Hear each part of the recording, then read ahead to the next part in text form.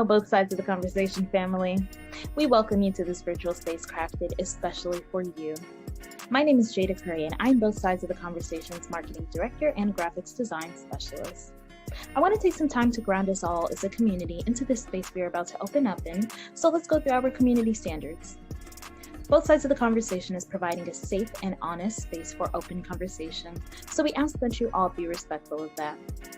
We also ask that you be respectful of each panelist, host, and participant. We do encourage healthy debates and conversations. Don't personalize anything with anyone. This includes name-calling, bullying, trolling, or shaming. This will not be allowed or tolerated.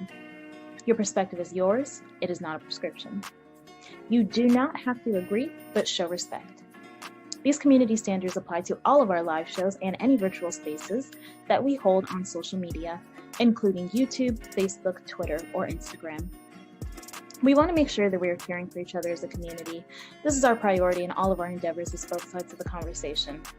With that being said, I hope you enjoyed today's show and continue to stay in touch with us via YouTube, Facebook, Twitter, Instagram, or all of them. All right, thank you for listening and see you soon.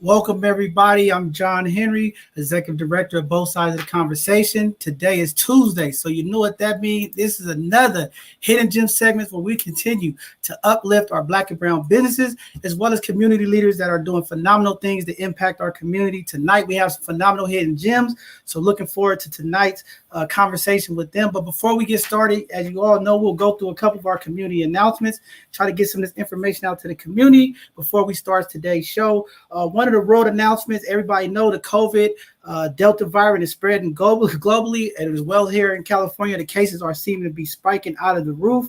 The World Health Organization say that the world is being impacted, more than 200 million confirmed cases within a matter of weeks. So we definitely have to all do our part out there to be careful, wear our masks, and continue to safely distance as we are interacting with the community. I know a lot of the community out there still haven't been vaccinated.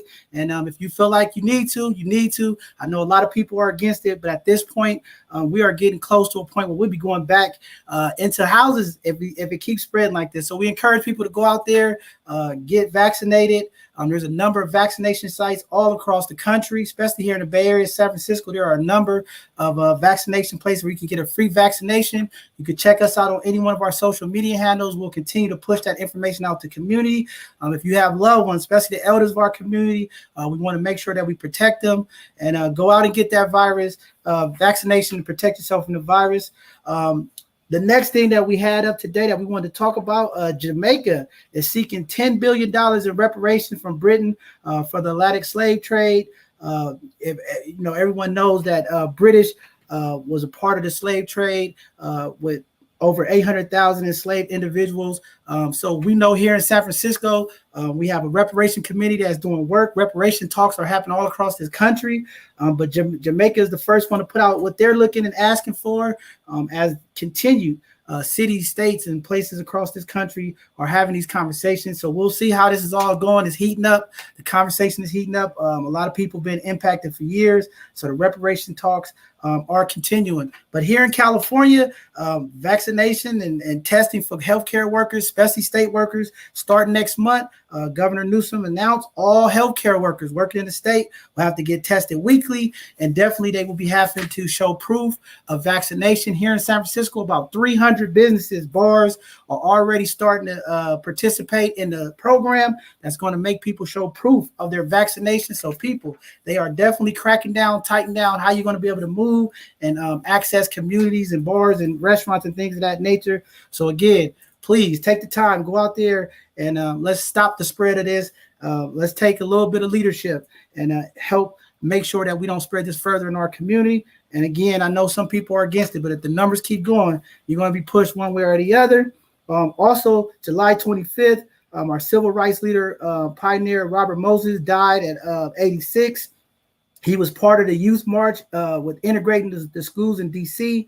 He also protested the Vietnam War. He helped register Mississippi blacks. So what a loss to the community, but we want to acknowledge the civil rights leader that's been doing phenomenal things for the community. So just wanted to send our condolences out to the Moses family. The young athletes, I know it's been going across the screens and on internet and on the news. Our young athletes are standing up. When we talk about mental health, y'all know here at both sides of the conversation, I am a huge advocate for mental health. And as it continue, the talks continue, we have to do our part. But the young athletes are stepping up. The tennis player, Naomi Osaka, Raven Sanders, Simone Biles are a few of the among emerging athletes that are protesting and standing up for mental health in sports. We know the tennis player made it publicly last month that she wouldn't do press conferences because of the mental health. Mental health is real. We encourage everyone in the community to go out, seek that help, seek that support. We all need it. It is a real thing that is impacting our communities. So shout out to those athletes putting money on the line to really stand up and advocate. And that's what we need in our community, because these conversations around mental health, financial literacy, different things we know in our community sometimes are taboo, or these are the stigma conversations that we don't want to have. So we want to continue to promote mental health here at both sides of the conversation. With that being said, this Thursday, we're going to have another educational presentation live. We're going to have some phenomenal guests come on and talk about financial freedom and legacy planning with Miss Cynthia and her team. They're going to come on and bless our community with a PowerPoint presentation and give us the gems, the information, the sauce that sometimes people in our community don't get. That's our Educational Thursday segment. As you all know, every Thursday, we will intentionally do everything we can to impact community with information and things of that nature through our Educational Thursday. And then this Sunday, for our Sunday conversation, we're going to have the San Francisco Juvenile Hall staff and some of the workers up there that's doing work with community to have a conversation with community. A lot of times community are asking, what do they do up there? What's going on? How do we get connected? So we have some phenomenal staff. I work with a lot of these staff when we're mentoring the youth up there. So we're happy to bring them on with their leadership to come talk to community, engage with community, and just talk about some of the changes and things that's happening, and let community hear what's going on behind the walls for so many of our young people that's been impacted for crime and different things in our community. So looking forward to this Sunday's conversation. With that being said, before I bring up my brother Nate, I want to give a shout out to all the grantees of the Mayor's Dreamkeeper Initiative. I just got off the call with the mayor talking about the Dreamkeeper Initiative. All the grantees, resources are starting to come to the community. Community, be patient. There's a lot of organization. There's a lot of funding that the mayor is putting back in the community to help impact our community. So you'll start seeing people, boots on the ground, moving around, getting information with schools and housing and different things that nature, violence prevention. There's a lot of things that are going to be coming out, rolling out to community. So please be patient as these processes and these community organizations are getting ready to come and bless the community and get community supported. So with that being said, I'm going to go ahead and close my mouth now and go ahead and bring up my brother Nate. As y'all know, Nate comes here every Tuesday and support co-host with me. And last week he had a little mishap, but we got him back here today safe and sound. We know he took the team out there traveling, and the young fellas did what they did. So we're going to let Nate come holler at the people, tell us how the team did, how you feeling, Nate. The prayers was going out for you. I know we had a tragic weekend. We lost one of our good brothers that we both know. My daughter lost a good friend who was shot and killed on the highway, on Highway 4 this past weekend. We had several violent incidents take place across the Bay Area. And, I know it touches everybody. But, Nate, glad to have you here, brother. Come on and talk to the people, man. Let us know what's going on with Rebel. Yeah, yep, John, thanks. And that was a perfect segue. That's part of my my philosophy and my thinking of, getting these kids out and showcasing their talents, and getting them off the streets. So, we've been traveling for 3 weeks. So it's just more than basketball. It was a chance to get, 60 youth off the streets of San Francisco, from all different neighborhoods in San Francisco, combining on one team to, one common goal, and that's to compete in the game of basketball. Um, that goes unnoticed a lot of times, but I take pride in making sure, because some of these kids are, they come from West Point, Harbor Road, Sunnydale, Tenderloin, and they're all on one team. And it gives them a chance to really get away. And some of these kids, their first time on an airplane, first time on a charter bus, or things like those. I like those first for these kids, they'll definitely cherish and remember for a long time. So, we are definitely we are part of the Dream Keepers initiative as well. We have some different things that we'll be pushing out. So just stay tuned to that. Like John said, it's not our fault. It's the contracts are ready to go. It's up to the city attorney. It's not Director Davis' fault. It's everything is ready to go. But sometimes there's some higher people above that gotta put a snafu in things sometime, but it's coming. So I want the people to be patient. But we took 60 kids out. We've touched. We went to Los Angeles. We came back 2 days later. We went to Omaha, Nebraska. 2 days later, came back, went back to Los Angeles. Um, so we're off this week, and then next week we'll be going to Las Vegas to finish up. But we've been competing on, this Adidas Gauntlet stage, which is a very high level basketball. Like I said, we've got kids from all walks of life, and it was just a joy to see these kids compete and play their hearts out. Our 16 and under team lost in the championship just last week in LA, but they beat the number one team from Compton Magic. We beat them in the semifinals, so that was a big boost for our program. Our 17 and under, which has about we have 10 kids on the team. 5 kids are already signed to basketball scholarships for next year. So that I'm so elated for that. Our 15 and under team, they finished that trip last week 4-2. So all as well is going on.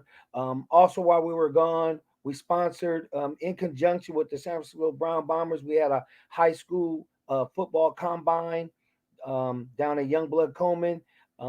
We had some 49ers to come out and speak. We had the rapid COVID testing and things of that nature. But the kids were able to showcase their skills in football. We were able to videotape them, make them some highlight tapes, so then they won't have to send them off to college. We've created a partnership with NCSA, which is a college recruiting site. They're giving all our kids in San Francisco free subscription. Those subscriptions are like $500, $600.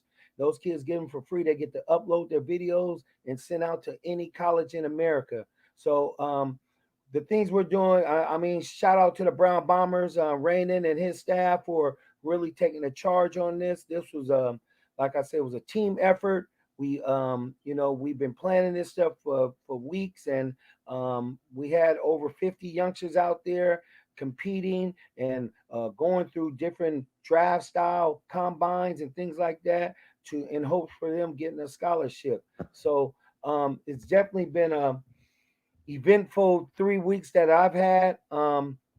By the way, I want to shout out Safer San Francisco. We got a grant through through the young ladies at Black Wall Street. They hooked us up with Safer San Francisco. What they do, they provide COVID testing for our kids on the road. Now, here's a unique thing about it, John. We had 5 parents that went through the training program so they can go with us on the road, and now they got full-time jobs. So they're not only going on a road with us to watch their kids, they're got a full-time salary doing the testing with our kids. So the kids are tested before we leave and then before we come back to the where we come from. So it's just a phenomenal thing. It's spread it over to them now to the Brown Bombers. Every time they have their football thing, they'll have testing there every day. Our kids are tested before practices every day. So we probably go about 400 tests a week so far. We've administered over 20,000 tests. Only one case was found, but which was a good thing. We're glad we did detect it. So we're doing some great things, John. I appreciate you having me on the platform. I'm not as long winded as you, so I'm gonna pass the mic back to you. Thank you. It's all good. We're just happy to have you back, Nate. I'm glad you're feeling good. Glad you're here to enjoy tonight's show with us. But with that being said, let's go ahead and bring up our first hidden gem. She's coming all the way from the Rocky Mountains. She was a community nominated. She is doing reentry work. And you all know that I'm very passionate about reentry work. That's the work I do, working in these jails, working with our young people. So, Miss Belle, I want to go ahead and bring you up and let you introduce yourself to the community and let them know what you're doing. Thank you so much for having me. I'm really excited to be here. I'm coming to you from Colorado, and I just got out of prison 7 months ago. I was released just before December, just before Christmas. So it's been really great. Since I got out, I've been working with organizations that I met inside of prison, right? So I'm working with the University of Denver Prison Arts Initiative, the Real on this project, Defy Colorado, and the Prison Journalism Project. And what I'm passionate about is some of the best people on earth I met are still behind the barbed wire. And we have to work together to make it better for everyone else that's coming out. Because, most people are coming home at some point. And what sort of community do we want them to come home to, right? And so we have to work together, no matter your race, your culture, your class, we have to work together. And so I'm really passionate about empowering people to tell their own stories. So at Prison Journalism Project, we are looking for people that are still behind the walls who are willing to tell their stories, because we can't ever change what things look like inside if people don't really know what happens. What we see on TV isn't real, you know that. But if people can't share what's really happened, nothing's ever going to change. So it's important to shine a light and show people in the rest of the world what happens behind the barbed wire, what happens inside jail. It's not like what you see on TV, but it still isn't great. And we've incarcerated far too many people, directly impacting communities of color at an unfair rate. And that has to change. And to do that, we have to tell stories. So reentry is so important. And we have to start that reentry journey while you're still inside. So what does that look like, right? What do you need to be successful? What are you going to need when you come out and you need your ID and you need a job and you need a place to live and you need food and you need to be able to get to all of those places. So reentry is so important, and it's a big buzzword right now, right? We all hear that word, but what are people really doing? So we have to work together, and we have to be collaborative and creative on changing what everything looks like in the world as people come out of prison. Wow, that's phenomenal information.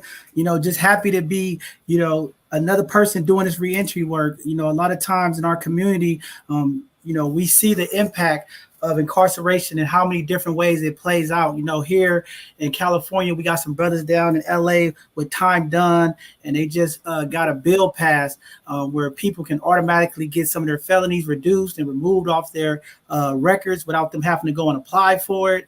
We understand some of the impact that it really impacts people. We have a brother, Terrence, that's part of that organization, who went and got a master's degree after he got out of prison, but can't get a job in the school district. So, the work that we do is very, very important. And the work that you're doing is very important for community. It's just nice to see you in there. And I know you're doing stuff with the ladies and the men, and that's pretty good on both sides. But can you talk a little bit about your journalism project and what's going on with that, and how community can check it out and follow what you're doing? Right. So what we're really focusing on, so as the outreach fellow, what I'm looking for is your stories from your prison. Like in every state, in every city, there's a prison, right? There's a county jail. There's some sort of, carceral system. And we don't know what happens inside there, right? Like we all know that gets covered up sometimes, and it's not always sure. Some communities are doing great things. Other communities aren't, right? And so what we try to do at Prison Journalism Project is we want to make sure that people are able to tell their own story, right? We don't want to put words in your mouth. We want you to tell your story. So we're working on developing. So journalism, right, is being objective, right? Telling your story, but in a way that's objective, that is truthful, right? And has some integrity around what you're telling us, right? And we're not looking for the TV reality show, right? We're looking for what's really going on, good or bad, right? And so we want to encourage people with a journalistic eye, right? Objective, right? Fair, balanced, to show what's happening in your community, in your prison. Nationwide, we want stories from everywhere. And so what we do is those are posted on our website, right? We have featured stories, we have stories of the week, we accept poetry. We want your experience in your words. And so we'll take those, and the editing team does a lot of work in figuring out which stories are great and which stories are going to be highlighted at any given time. Like when Chauvin was sentenced, we asked our contributing writers to create some stories and to find, maybe do some interviews in their prison of what people incarcerated thought was going to happen to Chauvin as he went inside. Like, that's news, right? That's newsworthy. That's interesting to hear. People inside know exactly what's going to happen to him when he gets to prison. And so it's sharing that story and people's experiences. So we want people to go to our website. We want people to read the stories and experiences of people that are in prison everywhere. And if you or your family members are incarcerated and have stories to tell, we want to hear your story. Wow, phenomenal work. Thank you. I know we had a little breakup with your mic. Sometimes the Wi-Fi, we always have these issues.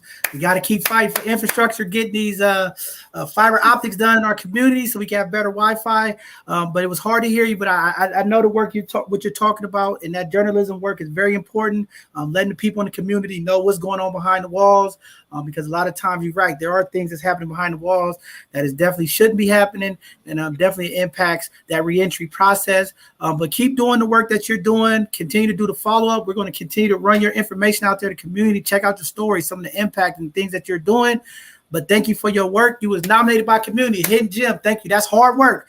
Getting in there, working with the inmates, trying to get them prepared to come back to the community, adjusting to society. A lot of time our community forgets after a person do so much time, right? They don't know how to use certain utensils. They don't know how to use cell phones. They don't know how to do certain things to navigate. And that's why that work that you're doing with reentry is very, very important. And a lot of times community don't understand that. Trying to adjust sometimes is a challenge getting back into community. But thank you again, Ms. Belle, for coming on. If you want to hang around to the end, you can, but I know you're on a different time zone. If you have to get out of here, we understand. But thank you for coming on, and continue to do the work you're doing and uplifting the community. Thank you so much. All right. Have a blessed evening.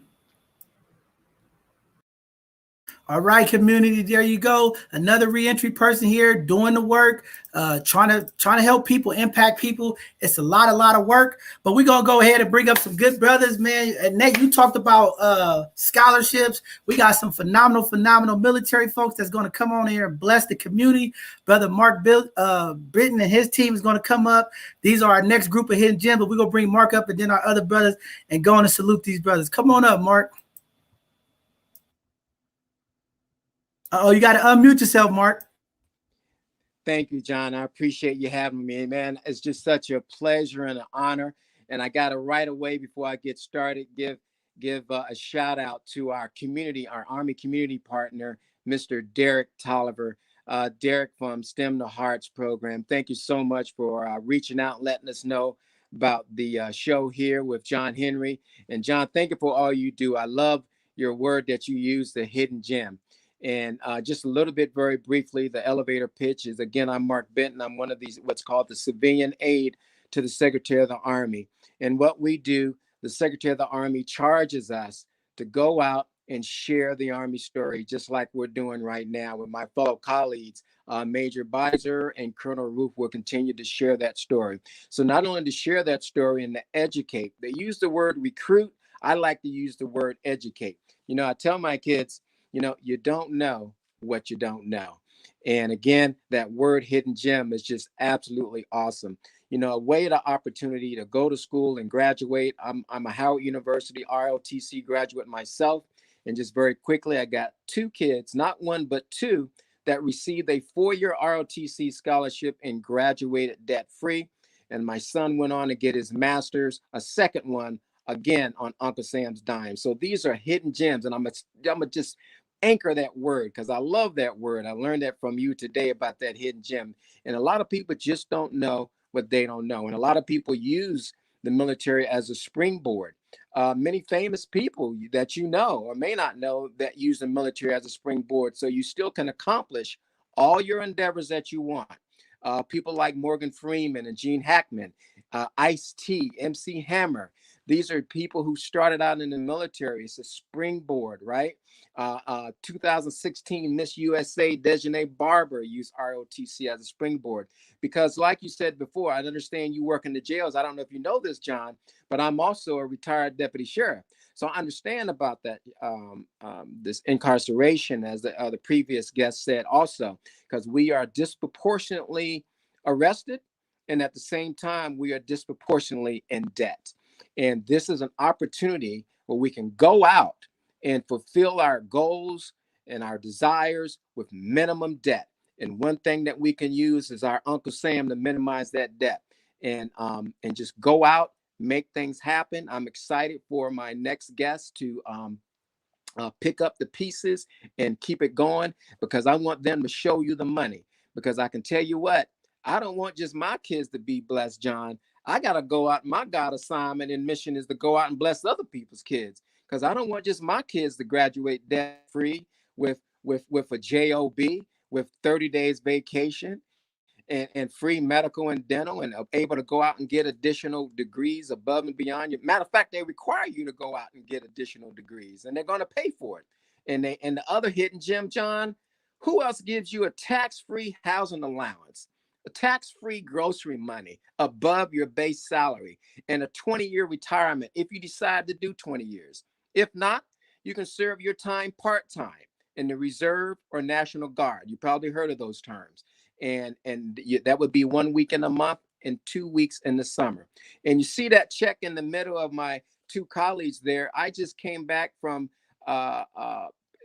residing over a $157,000 check to a recently San Francisco graduate this morning. His check was for $157,000 at going to Virginia Tech. Had another one from a local high school here, Salesian High School, $153,000 going to Jackson State University. So that check that is in the middle right there, your students and kids that hear this story, their name can be in the middle of that check, totaling over 4 years or 3 years, whatever the situation may be. So these are little hidden gems. You can take it as a springboard, keep it moving, 2, 3, 4, 5 years, 8 years, and keep it moving, or and stay in the reserves, or start out in the reserves and still take advantage of the full scholarships. It's a beautiful thing, and you make it work for you. And then finally, before I pass it on, whoever thinks of being in the Army, did you know you can come and be a physician, a dentist, a nurse, a lawyer, cyber, IT, human resource management, aviation, and guess what? We'll pay for all that for you. So without further ado, I do want to give my colleagues, I want to swing the board over to them and let them pick up the pace, because I'm just excited, and I just want to defer my time so that they can show you the money. All right, So come on, come and introduce yourself. I'd like to introduce Major Bizor and Colonel Roth down there for the Strategic Recruiting Command, and we just love to have them. Thank you, gentlemen, for joining us. Hey, thank you, Mr. Benton. I appreciate the introduction that you gave. What an incredible representative that we have in you, being in San Francisco, representing the United States Army, and really a mouthpiece for the Army to tell our story. Thank you so much for your service, the service that your children are doing, and how you really are paying it forward and passing it forward. So thank you so much for that. And John, thanks for hosting this show and being able to help others not only appreciate that the existence of hidden gems, but continue just to share those hidden gems that are out there. My name is Colonel Stephen Root, and I am the director of Task Force SWORD. It's a military unit, which is in United States Army Officer Corps. Because becoming an officer, you have to go to college and get a degree. It is no longer just an option to go to college, it's a requirement. And so we're excited about offering an opportunity for you to come to us, the Army ROTC, get your education, get your degree. What we like to do is we call it a P2E, pathway to education, that scholarship check in the middle that Mr. Benton just talked about, is that pathway that removes barriers for you to be able to go to college because it's paying for your college. And we want to provide that. And inside our ROTC program, we have values and leadership training, the foundation things that allow you to be a functioning member in our Army as a leader, but then more importantly, when you get out of the Army, to return to your home, to your community, and then be an upright citizen, a standard bearer in your community, someone that's going to be out there continue to make a difference. Whether you stay in the Army 5 years, 10 years, or 20 years or beyond, when you get done in the Army, you're going to be someone that's going to be an impact player in your community, someone that's going to make a difference, continue to make a difference in the lives of others. And I want to pass it over to Major Bizor, that's right here down south in Los Angeles here, that's running the detachment, the LA Strategic Officer Recruiting Detachment here in Los Angeles. And I want him to tell you a little bit more about this program and how you can take advantage of the incredible benefits of Army ROTC. Chris, over to you. Hey, thank you, sir. Hey, as Colonel Ruth gave me a quick brief introduction, my name is Major Chris Bizor. I am the detachment chief here in Los Angeles. And let me tell you a little bit about myself. So I've served in the military for 16 years. I'm originally from Dallas, Texas. I grew up in Oak Cliff. So if anybody's from Dallas and know about that area, I'm right there in the heart of urban Dallas. I went to high school, actually to the same high school that you guys have heard about, Cherie Richardson, who's going to the Olympics. Went to the same high school she went to. So I grew up in an area that's very, very similar to San Francisco and LA, where it's urban. And I was there in high school. I wanted to go to college. I applied for ROTC scholarship and received a 4-year ROTC scholarship myself to pay for my education. I eventually went to Prairie View A&M University, which is actually, to be honest, if anybody's interested in about an HBCUs, it is the closest one to California right now. If you're looking across the nation, you want to get away from home, but you still want to have that HBCU experience, Prairie View is the one you want to go to. So that's my plug for Prairie View. Go Panthers. But I attended Prairie View A&M on a 4-year ROTC scholarship, which paid for my tuition and fees. I received a stipend, which is a monthly allowance to be a normal college student, but also enroll in ROTC classes. I received a degree in computer engineering. So I got a STEM major. Hey, we're going all about STEM, and the Army is all about that too. So if you're interested in cyber, electronics, engineering, to be in biology, chemistry, any of that, we want to support you on that and your endeavor for that. So I received my degree, went off to complete my military training.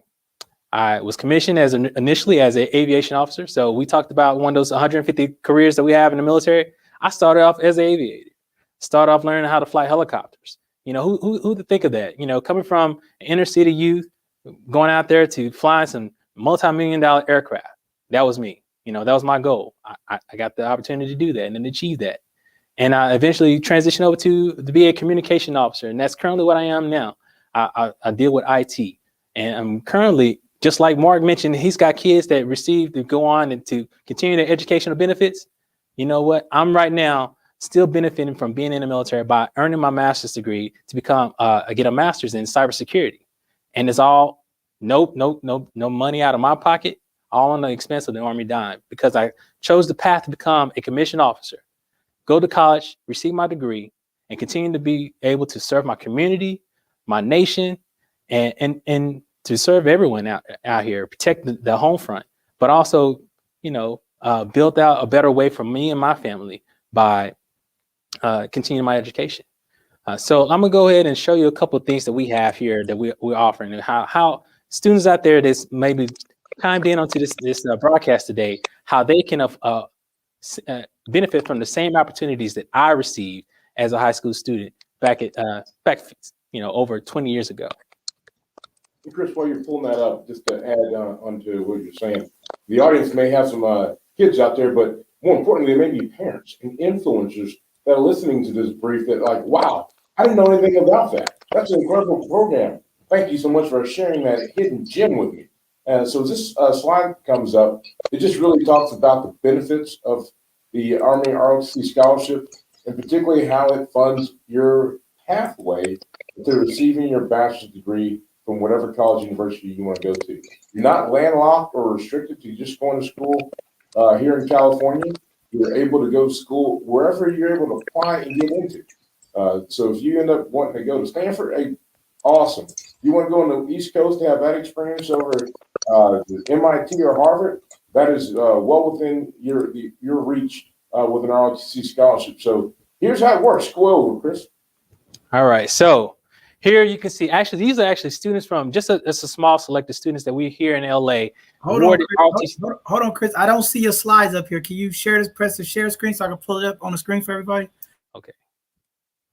All right. I thought I did, but let me go back to it. Sorry for these technical difficulties here. That's all right. You'll figure it out. You and IT, I know you'll get it. That's right. Let's see here.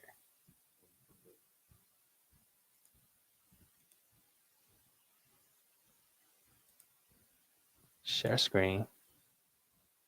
All right. Yeah, I don't see it yet. Once you share, hold on.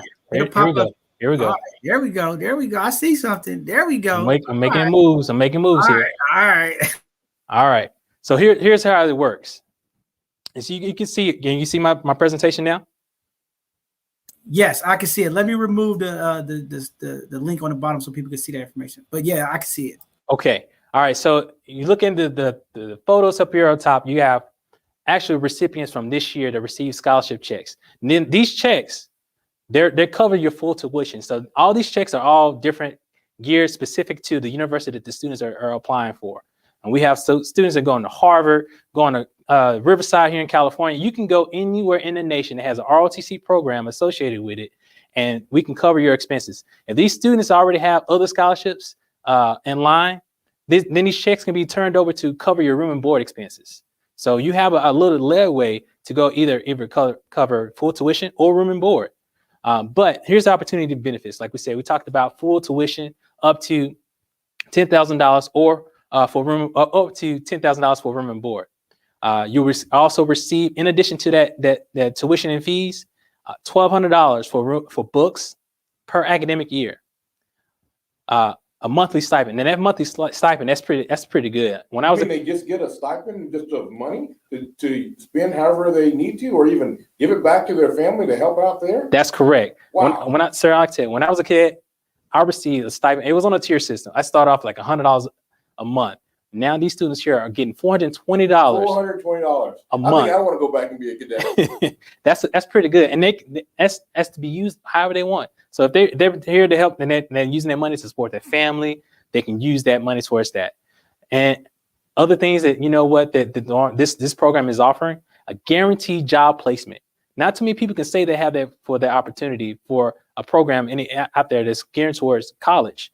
We actually have a guaranteed job placement, whether if it's on active duty or if they don't want to go straight into active duty, they can apply and say, hey, look, I want to do both serve my country, but still go out there and work somewhere in an industry as a civilian. They can do that by joining the National Guard, staying here in the state of California, or in the reserves where they can work not just here in California, but anywhere actually in the world. That's another hidden gem that people don't know about, is that the reserves actually not just work here in the United States, in the colonial United States, but they have an opportunity to serve abroad in Korea, Germany. There's many other units that are out there to support that. And again, that's being able to do that job 1 weekend out of a month, 2 weeks out of the year. And that's pretty good. While also banking another paycheck, working for Lockheed Martin or name your industry, NASA. I mean, wherever it is that you're pursuing your degree in to pursue a professional career, you can do that. It's great. And then the other opportunity, again, like I said, I'm continuing reaping that benefit, is continuing education, building your network opportunities to earn a master's degree or PhD. Like Mark mentioned earlier, we have doctors, we have physicians. They come in pretty well established and get a lot of experience, as well as lawyers, which we call in the military JAG officers. They work the military justice system. So they have that opportunity to learn that experience, gain that wealth and experience and as well as serving the country. Even construction engineers, horizontal engineers, vertical engineers, everything that allow you to even pursue your engineering certifications. But when you do get out of the Army, you leave the Army with credentials. That's just an amazing piece. And if you want to fly, you can even fly. We even have fixed wing. Not as many as the Air Force has, but I'm not going to give the Air Force a plug on this net. But you can even learn to fly in the Army. Our primary vehicles are helicopters, but nevertheless, even leaving with your aviation certification, if that's what you choose to do. So just many opportunities to serve your country and doing exciting things, seeing the world. And the Army is actually financing and paying for that incredible experience, particularly as it relates to your education. From your bachelor's degree, do well there, and guess what? They want to create an opportunity for you to do well again and get your master's degree. Do well there, and guess what? They'll even find a way to pay for your opportunity to go to your terminal degree and get your PhD or ED or even a medical degree, if that's what you so choose, because the Army values your talents and wants to continue to reward you those talents and allow you to continue to serve at the maximum potential that your academic and intellectual capacity can provide. So that's awesome. Now, I'm pretty sure there's some students or parents out there interested in how they can apply for these scholarships. Well, what are the requirements? So here we have, and I know past year's been kind of challenging with COVID, but as a basic entry for application requirements, you have to score at least a 1,000 on the SAT or a 19 on the ACT. That can get you competitive for a scholarship, Army scholarship, for either a 4-year national scholarship or a 3-year. And the other things that be a national, a citizen, a U.S. citizen, at least 18 years old of age. And then if you're already in college, you're in community college, you know what, you can still benefit and apply. We take lateral entry students in all the time. And so you're never too late to join the program and pursue your professional degree, to transfer over to a 4-year school and benefit through ROTC. So one thing we want to make sure is that by the time you graduate and commission as a commissioned officer, that you're still under the age of 34. And that's just a general guideline. Because there's waivers if for different circumstances and different attributes that the potential officer would be coming in the Army with. But for the most part, that's like a benchmark that we gauge with to be under 34 by the time you complete that. But I tell you, what's amazing there is those standardized testing scores of 1,000 with SAT and 19 with ACT. Those are doable scores. Those are not hidden gems. Those are very out in the open scores that are attainable by anybody that wants to make it their goal, their priority, prepare for those standardized examinations to achieve those numbers. And there's plenty of help out there from different prep centers, whether it be Princeton, View, online, and at the community college, or even in high schools, to help folks meet those requirements to compete for these scholarships. And the big deal is to, one, recognize that you now have been informed about this incredible hidden gem, and now it's time to start restacking your priorities for what you want to go for and achieve some of these educational goals that are well within your grasp.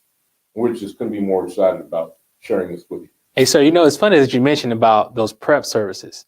Did you know that the Army also offers a free prep service that is called March to Success to help you get you prepared to take those standardized tests? And it's all free. And it's not just— Did you say it was free? Free. Yes. And if you're interested in wanting to know how to get access to that resource, it's just literally typing in to your user browser, March, the number 2, Success. And that'll get you to a plethora of resources that are all free to prepare you for the SAT, the ACT. Oh, and by the way, MCAT, LT, anything for graduate school as well. And it's all still free. It's a great resource that we offer for just to, again, I'm gonna say free one more time, because I know, hey, for me, when I hear free, my eyes perk up, my ears perk up, and I want to get access to that free. So that's me. But I don't know about anybody else. But when it's free, I want to go and try to see what's that about. Wow. And so in trying to understand what it's about, what is that QR code on the right side of the screen? So if anybody sees this, take your phone out, go to camera mode and scan that QR code, and that'll get you actually to follow us on our social media, where we put out information all the time about scholarships and other opportunities for you to benefit from and prepare. If you scan that, that'll bring up a website to where you can follow us on Facebook, Instagram, but also if you're ready to make that big move and apply for ROTC scholarship, it'll take you directly to the application process to start your pathway to education and prepare you for your professional career. And it's too simple. I've also included the URL down at the bottom, the Linktree URL. It'll get you to the same site. But again, one of the other things you got to do, of course, being Army, we're all about physical fitness standards. So being able to pass some height and weight requirements. When you're in ROTC, we want you to have a minimum benchmark, but we'll work towards getting you to the Army standard once you're part of the ROTC program. And then of course some other things that are still just kind of tedious things that is requirement to become a commissioned officer. But that's basically us and about our opportunities that we have here in a nutshell. Yeah, so John, before we go back to you, if we just give the audience about 5 seconds to go ahead and scan that QR code. I stopped it. I'm sorry, sir. Oh, yeah. Okay. All right. Well, I'll bring it back I got up. it up there. We'll have the link. We'll leave a link up there, and definitely you all can rewatch it on our YouTube. If you missed it, you want to get it, we're going to make sure that link get out to the community. First of all, I just want to say thank all three of you brothers for your service. Here at both sides of the conversation, we always honor and respect our different military folks, military branches, and thank you for the service that you do. We've had our veterans on here, different branches, but we always want to uplift and support our military. And I think it's a good opportunity. A lot of young people, we got an uptick of violent shootings in our community, innocent people being killed, and maybe the military is for some of these young people to actually learn how to handle a firearm and get different, education with carrying weapons and different things of that nature, and discipline, because I think a lot of times we're missing some of that in our community. But as well as what Brother Chris was saying about IT. I was just watching, I've been navigating this on our platform, and he was talking to Need. Right now, the biggest threat to America is cybersecurity. IT is one of the largest fields. If you want to make a good money, get into IT. We got a sister that's going to be coming on, is going to be educating the community about how to get into the IT industry as well. I think we just got to keep offering these different outlets. The military might not be for everyone, but for some people it is, and we want to definitely get this information out to the community. But with that being said, I don't know if Nate's still there, if he wanted to ask any questions. I think that, this is a good opportunity, a way to get a scholarship.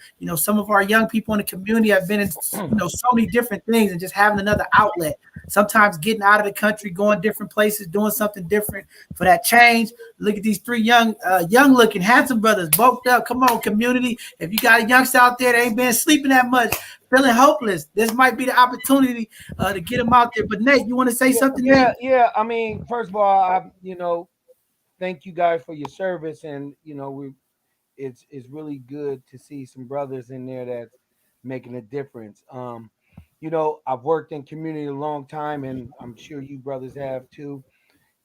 Describe the challenges are getting our folks signed up for military, and what some of the myths or reservations that they may have, and how you guys kind of like smooth it out and streamline it so they'll feel comfortable being involved.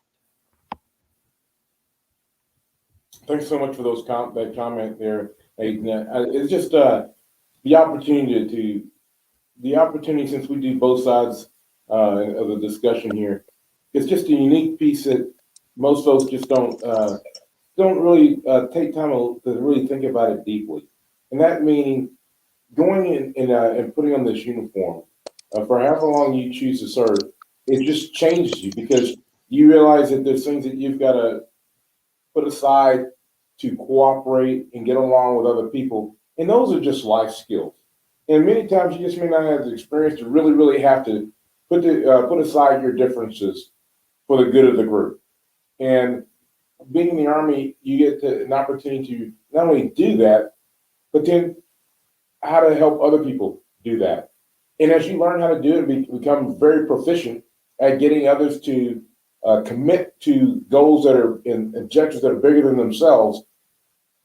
They develop skills that are life skills and skills that they bring back to the community that make the community stronger, because the communities can be much stronger when they really see the essence of some sacrifice for the good of the whole. Sacrifices of knocking off certain behaviors that are a detriment to the society. And how do you lead people to control disruptive impulses so that they can actually help the community become more healthy and stronger by just knocking off a few behaviors that are quite disruptive or undermining some of the broader goals and objectives? And having served in the Army, that is the only way we can operate. We can't have nonsense going on within our ranks because we can't get the mission accomplished. And as an officer and leader within that formation, that becomes something that you can do and becomes quite second nature. One, you can easily detect it when it's going on, and two, you have several ways of being able to intervene, to control for it, to help folks commit to a higher goal and objective. And that's what we need across all of our communities. And we just hope that during this session here, folks that are listening out there really give the Army an opportunity to educate folks through Army ROTC so that they have a pathway to education to whatever degree they choose to that really gets them excited, so that they can actually go serve and allow the transformation to being able to see themselves in a different light with different opportunities, different levels of hope and optimism. But when they come back to that community, they're going to make that community strong. There's no one that comes out of the military that weakens the community. They come out of the Army and they make that community stronger because they've been changed and they have the skills to be able to change it in a very, very productive way. Thank you again for your time today. Couldn't be more excited to be able to talk to your audience and share what's completely blessed my life. And I'd be remiss if I didn't try to pass that blessing on forward. So thanks again. Man, phenomenal. Thank you, brothers, for coming on. And shout out to Derek Tolliver for making the connection, because that's what it's all about. Here at Both Sides of the Conversation, we want to uplift our people. We want to get them opportunities. We want to get them a way out. We want to give them different intersections that they can cross and have pathways to do things that's amazing, phenomenal, to come bless the community. But I want to thank you all. If you all can hang around to the end and help us with the question at the end, or if you all have to go, we respect y'all time. Thank you all for coming on. We'll continue to get your information out to the community, maybe to some of our community organizations that's dealing with our violence prevention and some of our kids that need support. We'll definitely make sure we get them to reach out. Sometimes these kids just need to get out of the environment that they're in because there's a possibility they could be killed or incarcerated. So we'll make sure we get that information out to the community. Thank you, good brothers. Salute you for all your work you're doing. Continue to do the things you're doing. You guys have a space here. Anytime you need to get anything out, please send us the digital flyers or any information. We'll blast it out to the community, make sure that it's spread around. But thank you all for your service and giving us some time here. You all are not hidden gems anymore. Now everybody across the globe will know who these good brothers is, blessing the people. But thank you all for tuning in tonight. And if you all want to hang around, please do as we go into our next hidden gem. But we'll be looking forward to connecting with you all in the future. Hey, thanks again, John and Nate. Appreciate it. And Mark, thanks for giving us this opportunity as well. Absolutely. Thank you, gentlemen. Appreciate it. All right, man. There you all have it. We had our Army branch come in here to bless the community. Now we're going to bring up another one of our hidden gems. This brother right here is just a powerful brother. I'm not even going to say this brother's a hidden gem, man, because he out here doing this thing. But we're going to bring up my brother, Roth Kitchen, man, the brother that got the lines around the corner. Got the barbecue meat without what's your famous line? You want more meat without sauce?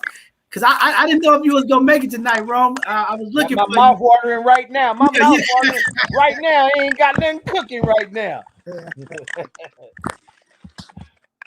Come on, Rome. What's going on, good brother Rome? Man, come out here and bless the people and let them know what you're doing, man. Oh yeah, it's Rome's Kitchen. You can catch us on Instagram. It's Rome's_kitchen. We do Italian soul food. Man, let me just say this, Rome, because I've been following you for a minute now. I haven't been able to get down there to Evans Street to get a plate, man, because every time I go down there, the line is around the corner. and it ain't nothing in you selling out, man. Like I really think the work you're doing, man, is very, very phenomenal. Oh, I think that's your mic, but it's very phenomenal stuff because you so authentic, right? People just grabs to you. I see the comments. I see you all around the Bay Area just doing your thing, blessing the community with good food, and especially in D10, there's a food desert and it's not always, great food, but, even though, you're talking about your Italian plates, brother. I see you doing lobster and shrimp and all kind of stuff, man. Blessing the people. I gotta come get some of that Rome juice, man. I gotta come get some of that. You can do anything with that Rome juice, man. I said I gotta get some Rome juice, man. So I'm coming to get some of that Rome juice so that I can, get out there and support you. But I wanted you to come on, and I know you got a huge following. But I know there's a lot of times in our community we think that everybody know where we at and where we located. And I wanted to give you an opportunity to come on and let the community know where you at, what you're doing, the days you're serving, so that community could get behind you. Because this segment is really about supporting our Black and brown businesses so that they could get out and patronize them and make sure that we support what you're doing. And I just think it's phenomenal. I think you should be a comedian too. I think you got a better chance of doing a comedy thing, brother. Because I be cracking up. I said, Rome is a fool, man. But I definitely see the reviews. People definitely love your pop up and what you're doing. But can you tell the community a little bit about, are you going to expand or different things? I know a lot of times people get frustrated about not being able to get some of that good food because the lines is around the corner. But you're doing your thing, brother. Yeah, most definitely. I appreciate y'all for having me come out. And how you doing, Nate? It's been a couple years. I ain't seen you in a while. But yeah, pretty much it's Italian soul food. We right here in the Bayview district, like you said. It's a desert of food around here. It's kind of hard to find good quality food here, right here in the Bayview. And I try to keep cultural dishes here for us right here into the baby with all the gentrification going on. I like to really just take my time with the food because people say, it reminds me of my grandma, it reminds me of my mama, it reminds me when I was a kid. So I like to have people still have that same type of feeling when they come to us. And the reason why I call it Italian soul food is because it's an intertwine of both dishes, intertwine of both worlds. All our dishes are pretty much cooked with Italian seasonings and Italian blends. It's the best of both worlds. There's not a lot of places where you can come get a barbecue plate with candy yams, and on the other end, you can come get some Alfredo and shrimp scampi and linguine pasta. It's just something different, something I came up with on my own. And every time I tell somebody, they be like, Italian soul food. I ain't never heard of that. So it's just something I've been running with. And it's been going good. We located right here in the Bayview. We be at 1195 Evans Avenue right here at Speakeasy Brewery. We get down there every Friday right now. Right now we just doing Fridays because we got a truck we working on. So once we get our truck going, we're gonna be about 3, 4, 5 days a week. Because all the customers, they've been beating us up, like you said, the line around the corner, the excellence. Why are you only doing Fridays? It's not fair. I'm tired. It's only on Fridays.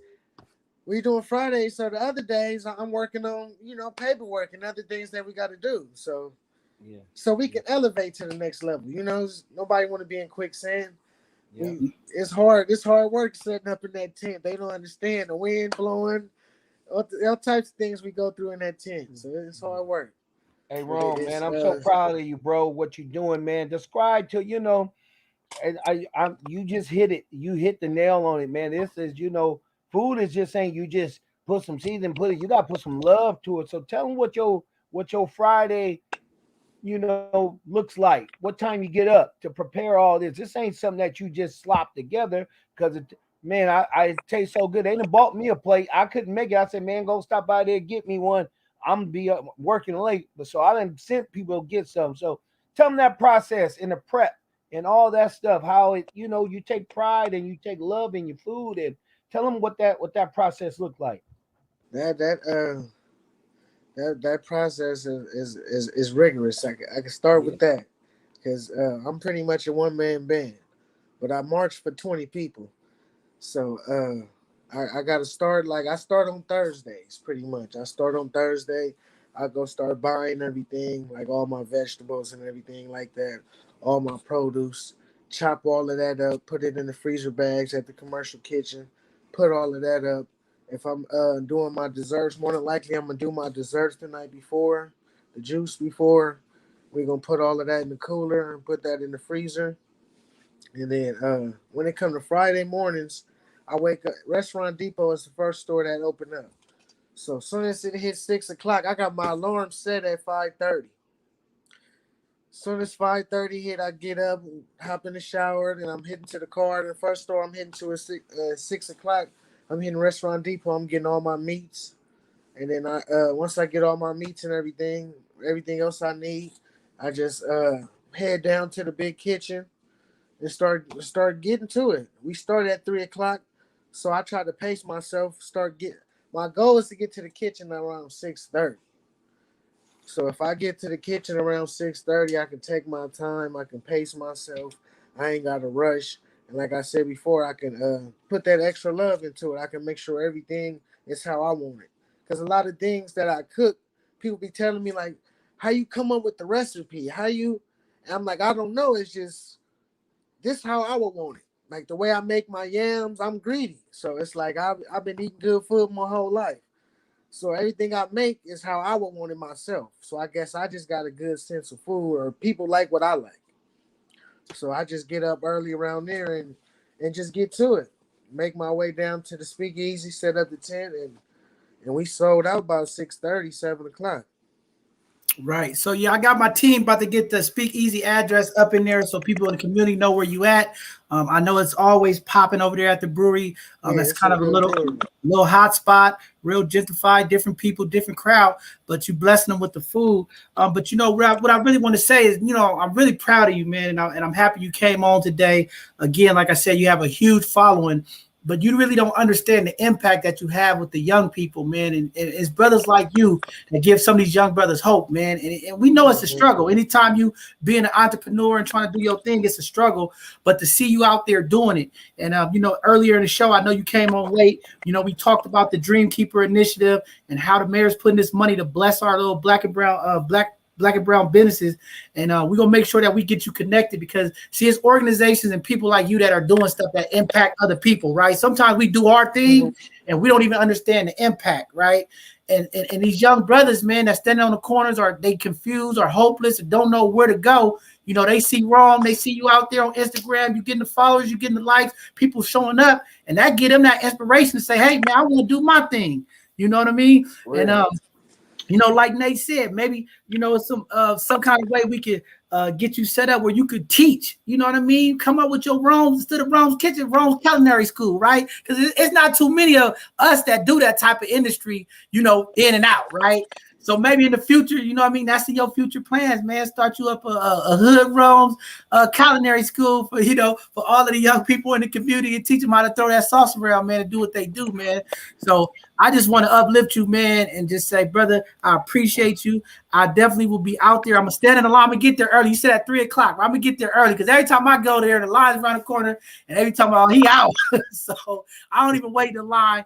But since you came on, I'm gonna make sure that I get there early, and then I make sure that I stay in the line, be the first one there. But now since you're on both sides of the conversation, I'm gonna use my media privileges and say, hey man, I gotta get front door service with bro. You know what I mean? Come buy you out, man. You know what I'm talking about? That's all good. Man, all love, man. Well, community information every Friday. Rome will be at 1195 Evans. Get out there and support the brother. You said it's from 3 to 6 or 3 to what's the Yeah, time? just it's 3 to 8, but I would say come to 3 to 6 because it go fast. Now, when it comes down to your menu, Rome, how do people know what you're gonna be serving? Is it best to follow you on your Instagram? Where should they go to get the menu and see what you're Yeah, it's serving? best to follow on Instagram. We post it like 3 days before we cook, at least 2 to 3 days before. We switch it up every week, so that's Okay. why we switch it up every week. That's why a lot of people be coming because we don't keep it stagnating. We keep it different every time. Man, that's powerful stuff. I see people come from Richmond, all across the Bay Area to come support you, and that's what this is about. We, people know who you are, but we're gonna keep pushing that information out. Come support this brother so he can get his van, our location, whatever he want to do. We want to see him in the community, and maybe as these community events start popping up, we could definitely get you to come to cater for some of these events in our community too.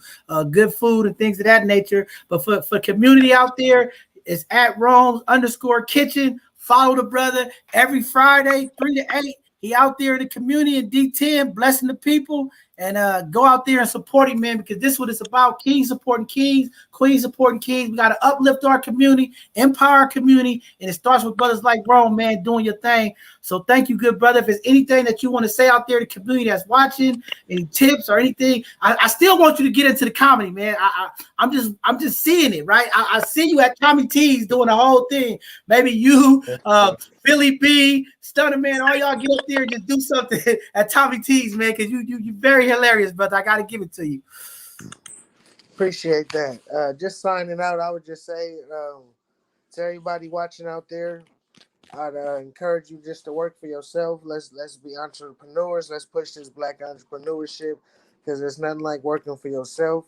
You're going to put a lot of hours into other businesses. You might as well put into yourself and break these generational curses, and let's break these generational gaps. And let's just keep pushing. Let's just keep pushing forward and supporting each other. That's all I want to say before we sign off. And I appreciate you, brothers, for sharing your platform with me. Man, off top, that's what it's all about. I keep telling the brothers in the community, it's not about competing. Let's find a way to collaborate. Let's uplift each other, support us. Doesn't matter how many people are doing it. Let's just support each other. It's enough money out there for everybody to get a piece. And that's what we all about, man. So thank you again, brother, for giving up some of your time. I know you're busy, and we appreciate it. And you'll see the flood of the both sides of the conversation, man. We have my brother Grant on there. And let's get it cracking, man. And everybody went out there and supported them. So, the power of the platform, man, it does work. And hopefully we get some of our both sides of the conversation followers to come out there and let them know that they saw you on both sides of the conversation and they came to support, to drop some dollars in there, man, so you could get the van and anything that you got in your future endeavors, man, because that's what it's all about. Building up the village and supporting the kings and queens that's in it, man. So thank you very much for everything you're doing, good brother. And anytime you need to come on here, please let me know. If you got a special going on, we'll get the digital flyers out there, or tag us in our both sides of the conversation. Make sure that everybody know what you're doing and what's going on. Okay, appreciate y'all. Have a good one. All right, man. Have a blessed evening. Man, phenomenal stuff, Nate. Man, the brother doing his thing. Our last hidden gem tonight is Mikayla. She's an autism advocate, and we wanted to bring her up here and let her talk to community. Mikayla, are you there?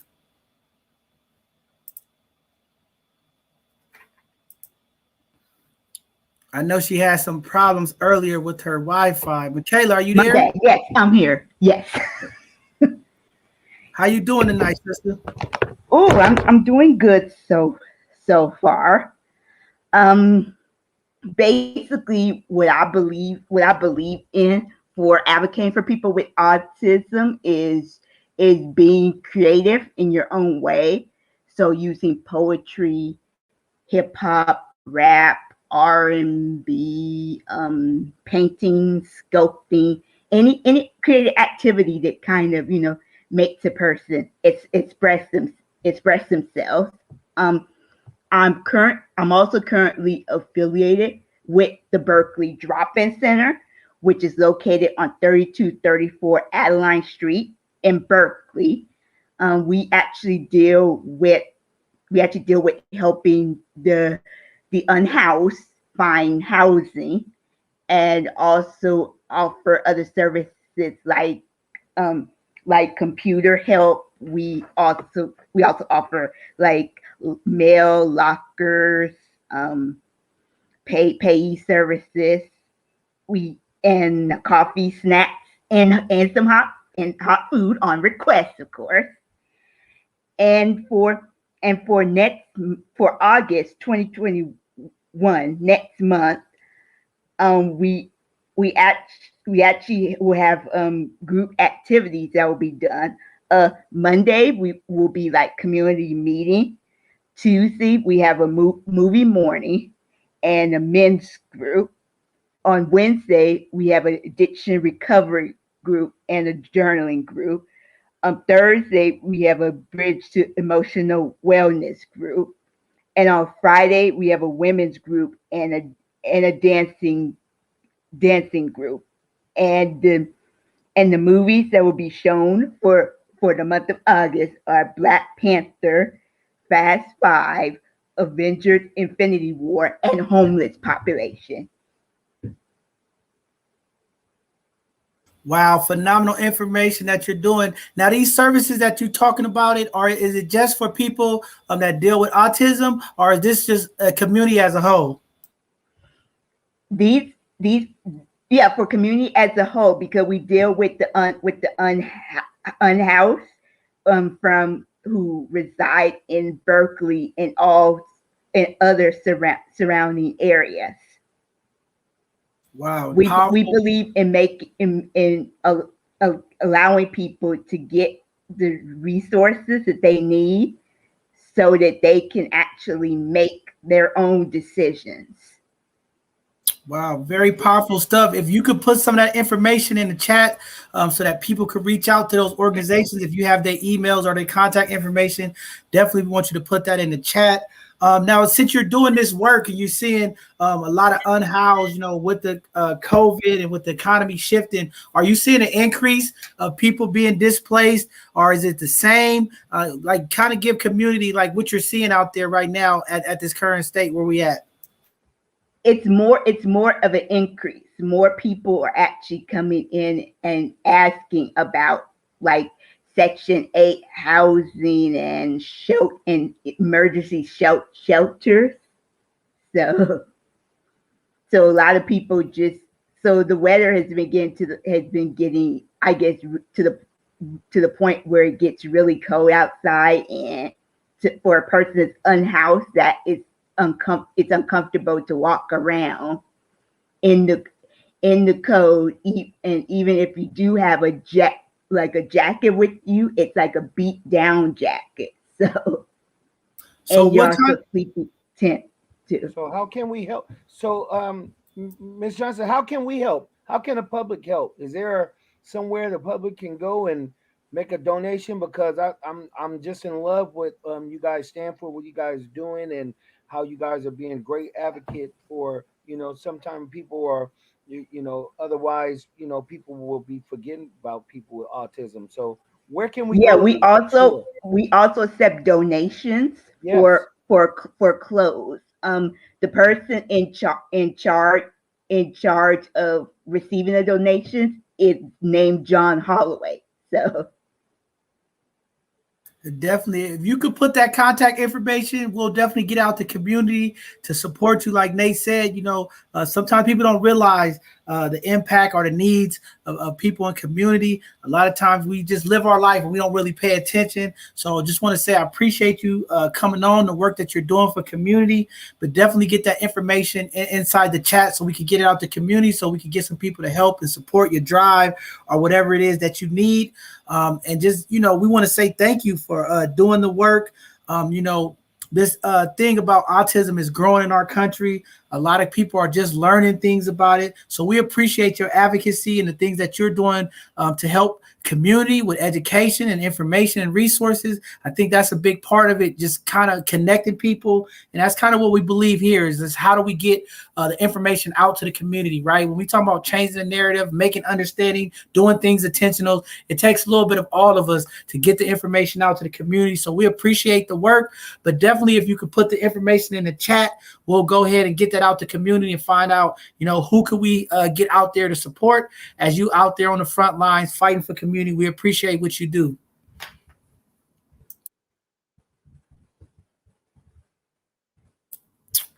All right. I don't know. She might have. Did we lose you? We might have. Yeah, I'm still here. Okay. Yeah. Okay. All right. Well, thank you very much. We will go ahead and bring everybody up for the question of the night. Nate, you think of one, and we'll double team tonight. We'll give everybody something, but we're gonna pull everybody up to the stage.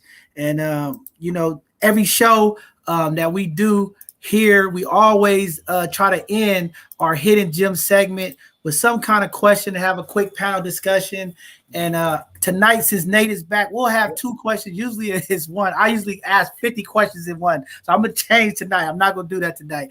But since we do have the Army here tonight and we have Belle doing re-entry, and, there's been an increase of violence in all of our communities across this country, especially in the urban communities. There's been shootings. I just earlier when I started the show, one of my daughter friends was killed this past weekend on Highway 4. But there seems to be an uptick in gun violence and shootings on our freeways across this country, in our community. And my question tonight is, how do we fix it, right? And we're in a lot of these circles when we're talking about violence prevention and what does that look like? And my question tonight is, like, how do we really fix it?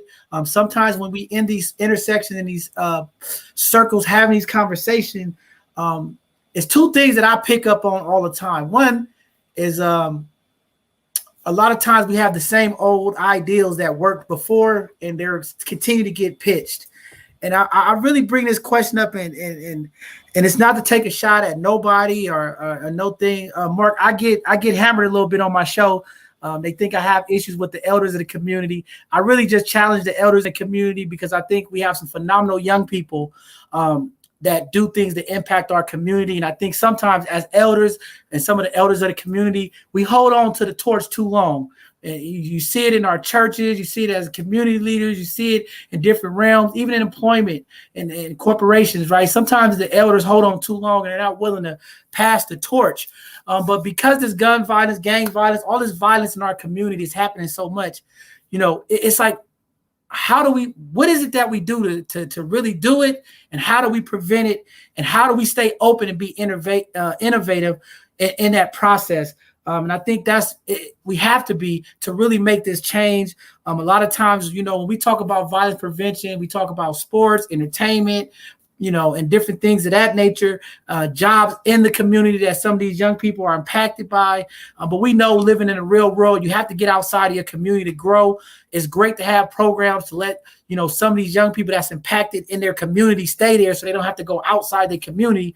But it's really not setting them up to really be a part of the bigger picture. And I think that's why tonight you all coming on military is another option for some of these young people who can't get out of the community due to gang connections or just the areas that they live on, and maybe the military is a way out. But that's the question I wanted to ask you all. How do we fix this problem? We're talking about violence prevention. And coming out this pandemic for whatever is just, it seems to be increasing more and more. How do we fix it? And that question, I want to start off with you, Mark, and we'll just pass it around. Thanks, John. John, I don't know if I have the concrete answer to that. I think you're going to get different answers from different individuals based on their background, and their experience. And like you said, their age, background, and generation that you're in. And, it all starts, everything, the nucleus in life starts at home. What's going on at home? Where is that coming from? Right? Where is the genesis of that challenge that tends to have a mushroom effect that spreads outside the home? What's going on in that nucleus, right? And so, the thing about just getting properly educated, the education system, and I just don't have all the answers. And I know that for me, I can speak personally, the military was my way out. It was a way to get out. And as you eloquently said, getting away and broadening your horizons to see what else is out there. So I can only speak about me. And then what kind of experience that we have with law enforcement. We all know about the civil unrest that's going on and hiring people with a good heart, right? And I've had those experiences, hiring the people with the right heart. It's because it's right here. It's right here. And you're there for the community. They're not there for you. You're there for them. So that's just some of my nitbits right there. Just where's the nucleus at home? The mental health issue is big, ADD and so forth. The generation is way out of shape. The computer video generation is out of shape because we do this all day. You speak of the elders. You went out and played hide and seek and come back when the street light. You better be back by the time the street lights come on. And you weren't in there doing this. So a lot of our recent generations, they're more out of shape, ADD, being hit, school cutbacks, and so forth. So I don't have a concrete answer, but and I know I'm rambling, and I know there's probably many answers. So I'm going to defer to my teammates over there. I know they have some backgrounds there, because that's a loaded question there, John. You know, all my questions are always loaded. It's no right or wrong answer. Right. John is always loaded with his questions. Yeah, I'm Don't always feel loaded. bad. I'm always loaded. He asked 50 questions with one. Yeah, but the truth of the matter is, you know, just kind of just hear different perspective, and it's no right or wrong answer. But I think you hit on something that I've been really preaching.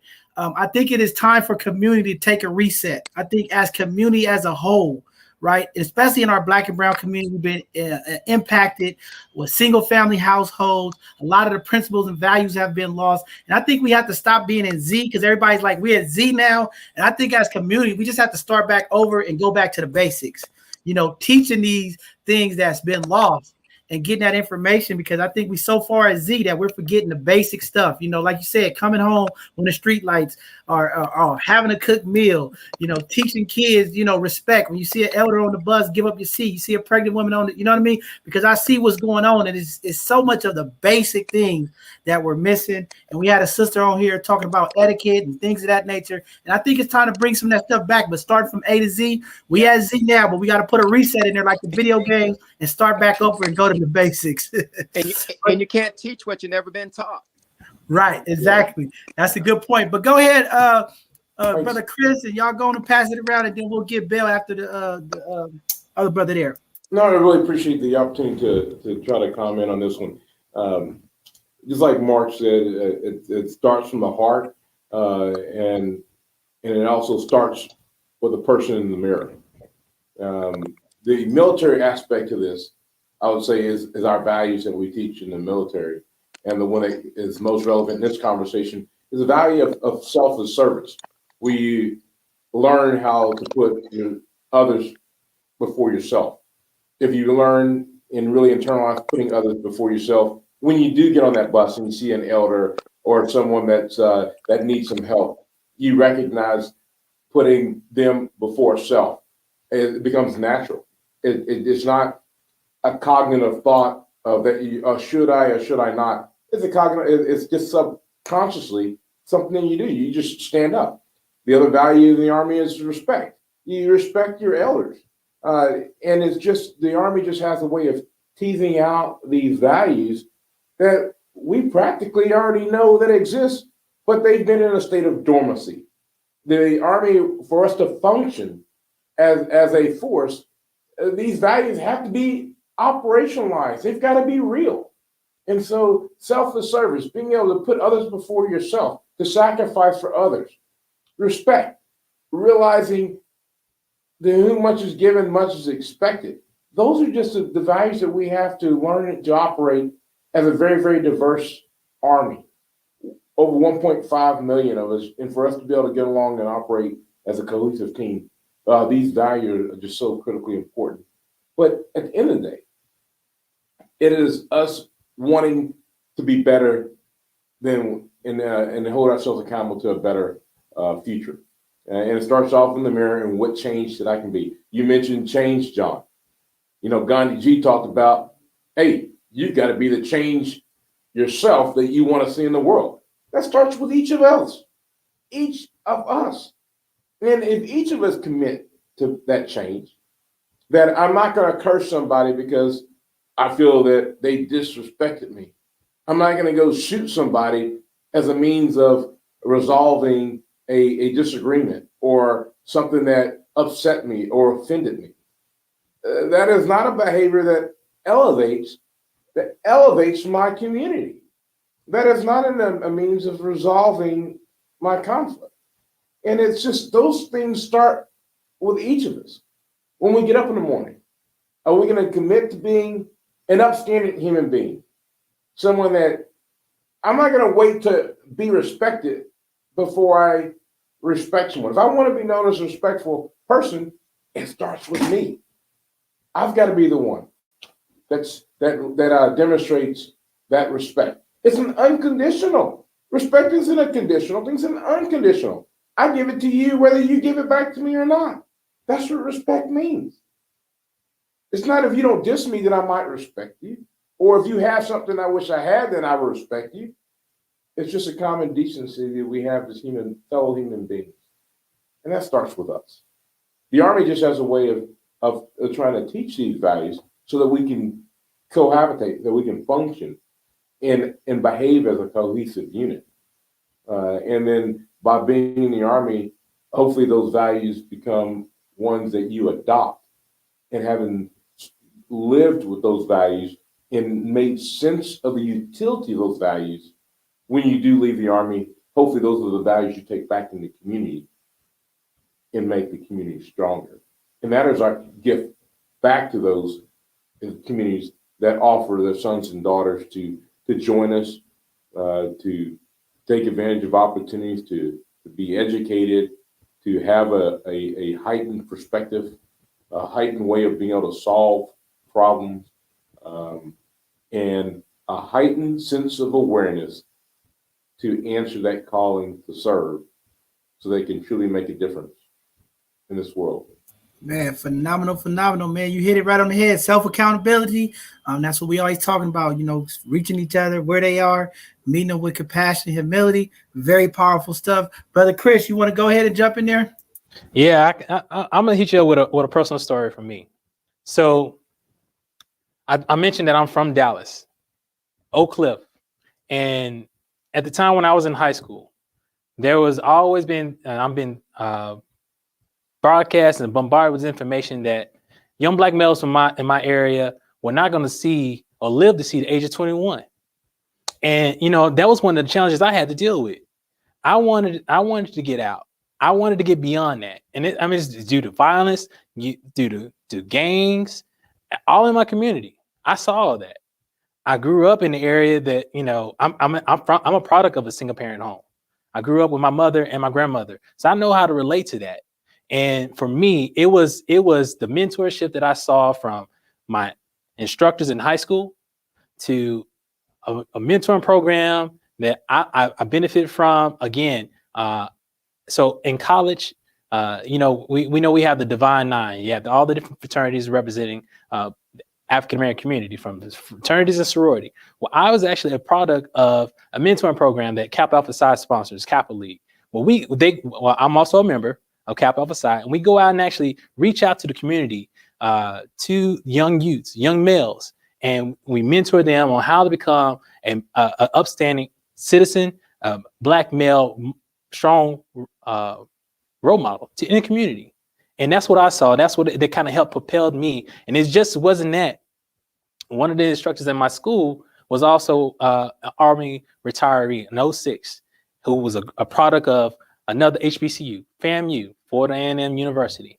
He's also another mentor of mine. And now he's gone on. He's passed away. He's been he died back about a couple years ago now.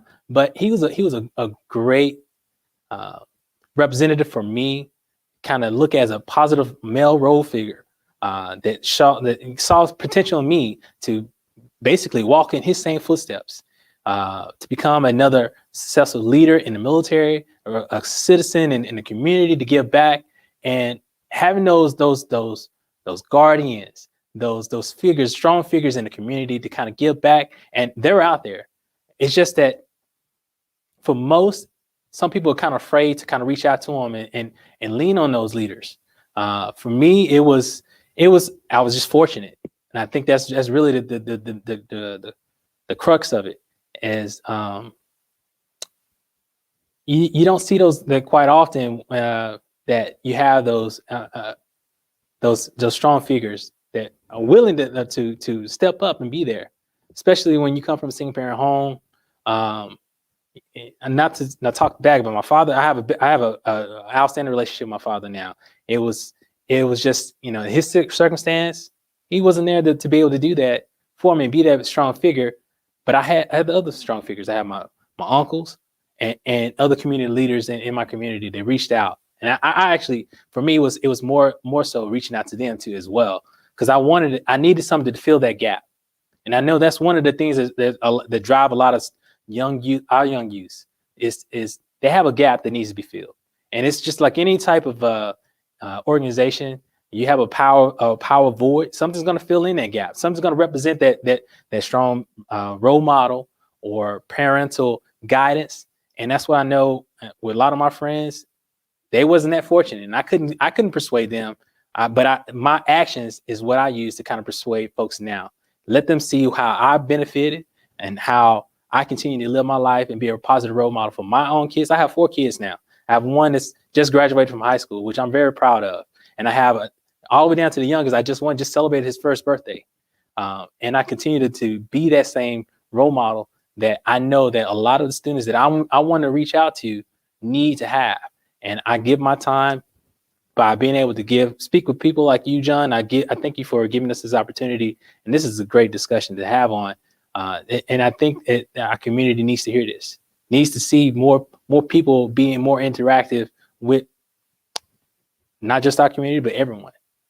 So I thank you. Appreciate it. Man, definitely. That's what we're doing here. You know, we're part of that narrative shift. We're trying to change the narrative. And it starts with these type of conversations. We will be having more of these conversations moving forward, you know, talking about mentorship. What does that look like? A lot of times we hear leadership. What does it really look like, right? And how do we make sure that we get the right leaders in our community, leading the community the right way? A lot of times we get people in organizations, different places, they're straddling the fence, leaving our kids and our young people confused and they don't know. So definitely we're going to have a conversation on leadership and mentorship.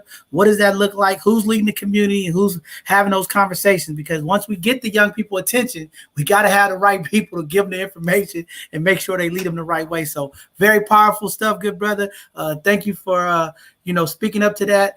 Miss Belle, you want to jump in there and give a shout out what you think we could do to help prevent some of this violence in our communities? Thank you so much for your time.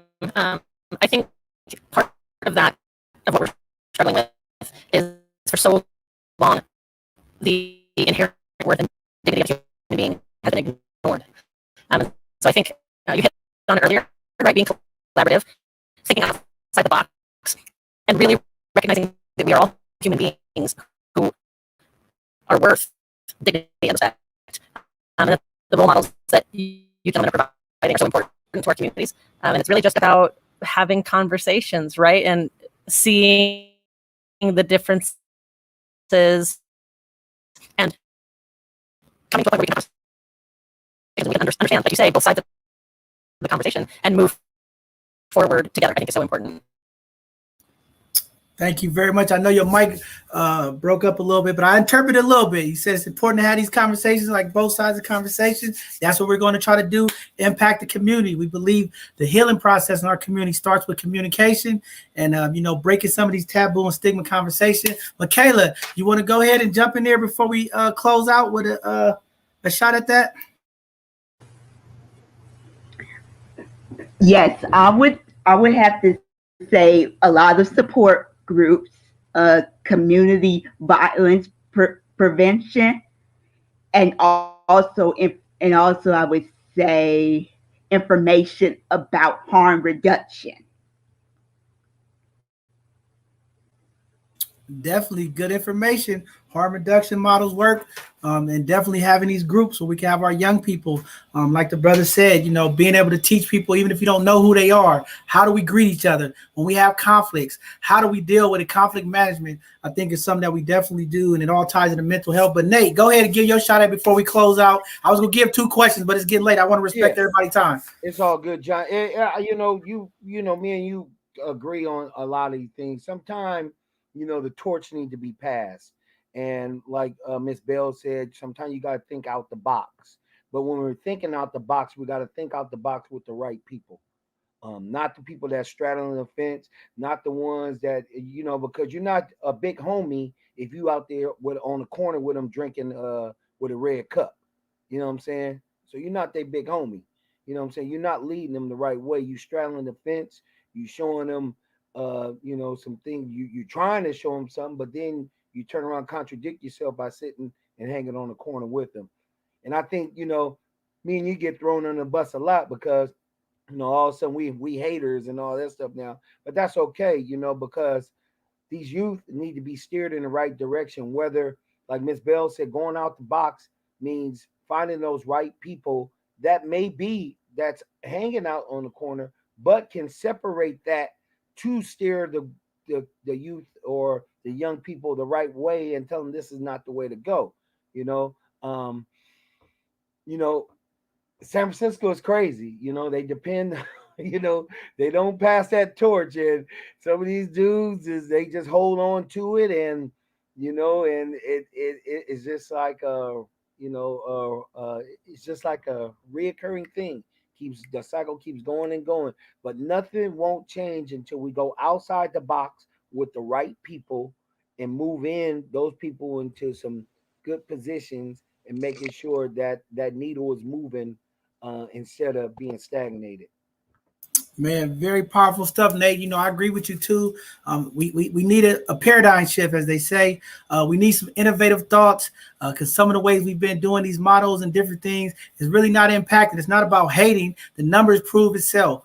We have to be open to try new things if we really want to change our community. Sometimes the things we're comfortable with is the things that we have to get uncomfortable with. And, we just got to keep doing the work. But thanks to our mayor getting the Dreamkeeper initiative going, different organizations stepping up to the plate, and it's just time to do the work. We got to get out there and bless the people and make sure that the resources, the information, the education is happening in our community. If we really want to change it and get in front of it, it's going to be a long, long process. It's not going to be easy, but it's in plain sight. We know what the issues are. We know how it's going to impact us if we do the right thing.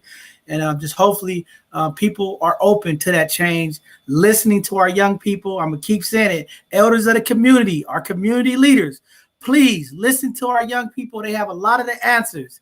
And we just have to be open to that change and give them the opportunity to let their voices be lifted as we all come to the table and talk about the things that's really going to impact them. Because too many times us elders, we get off of work and we go home, or we do our business and we go home. We're not the ones actually out there in the community on the streets. So let's listen to the young people who are maneuvering around on the streets, hanging on the corners, doing some of these things that they shouldn't be doing. Let's listen to them and give them the support that they need to uplift the community. I think that's just something that we're going to keep pushing. But we're going to continue to do our part here at both sides of the conversation with changing the narrative, engaging with our young people, bringing these resources and information to the community so that at some point, maybe one of these young people who are looking for that opportunity could see these brothers tonight and maybe want to take that jump and that leap to go into the military or whatever it is that they want to do, be able to support them in community. Let's just continue to do our part. Right now, we are in some tough times. The financial and wealth gap here in America is really pushing away from our community. Let's all do a part to give back, support, and help, especially as we start getting closer into these winter months. As Mikayla said, people need coats, they need blankets, they need tents. There's a lot of homelessness going on. After these moratoriums are going to be ended with helping rental assistance, a lot of people in the community are going to be impacted with homelessness. So let's not be selfish. Let's think about the way that we can support community and move things forward. It's going to take a village. It's going to take a community. It's going to take some love, some compassion and humility to move this thing forward. And I'm willing to be a part of the fight to make sure that we get to that promised land and make it happen. And it's a daunting job, but we'll be out there doing it. Thank you, Nate. Thank you all of the military for coming on tonight. Miss Belle, Mikayla, for the work that you all are doing. Tonight was you all night to be highlighted and uplifted, giving you your flowers for the things that you all are doing. Thank you for the scholarships. Nate, thank you for the work that you're doing with our young people. This work just got to keep happening, and we're going to keep blessing the community. So before I go today, I want to give a huge shout out, before I forget, to my sister, Maika Pinkston. Today, she was sworn in as one of the commissioners of San Francisco for the Southeast section. She's going to be doing environmental justice. Phenomenal sister. She's a freedom fighter. We know she's going to stand up and hold those accountable to make sure that the communities we live in are not impacted with chemicals and different things that impact our community on that level. So just shout out to her. Thank her for her community service. The whole Loves from the Heart family, all the work that they're doing to bless our community with feeding our elders and feeding the seniors and just doing the care work that she do to make sure that our people get the service. It starts with all of us. Like he said earlier, be the change, do your part. It only takes a little bit, and it starts with you. You be the example, you be the leader, and help make that change. This Thursday, we'll have our Educational Thursday segment. We'll be talking about financial freedom and legacy planning. We're going to have phenomenal guests that's going to educate us. How do we set these plans up right? So when we do leave away, we leave generational wealth to our community, to our young people, to family. And then this Sunday, we'll be having a community conversation with the staff at Juvenile Hall here in San Francisco. I think it's going to be a great conversation, give community a little insight. Sometimes we have these questions about what is it like for our young people that's incarcerated?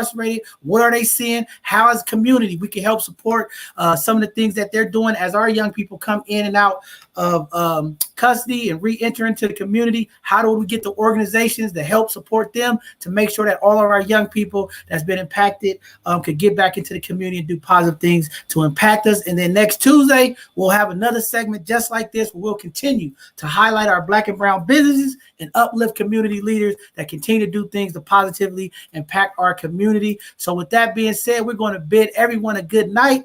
Thank you all for staying up, tuning in, and just being here to support as we continue to do the work in the community, continue to bring these resources and information to the community. We appreciate you all. Have a blessed evening. Be safe out there as we continue our nights and our days, and we'll see you all this Thursday.